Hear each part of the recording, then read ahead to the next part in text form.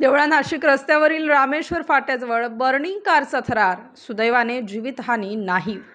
देवळा नाशिक रस्त्यावरील रामेश्वर फाट्याजवळ आज गुरुवार दिनांक 24 एप्रिल रोजी सकाळी 11 वाजेच्या सुमारास नाशिकहून देवळाच्या दिशेने येत असलेल्या इंडिका विस्टा कारने अचानक पेट घेतल्याने रस्त्यावरील वाहनधारकांना व आजूबाजूच्या जनतेला बर्निंग कारचा थरार पाहायला मिळाला.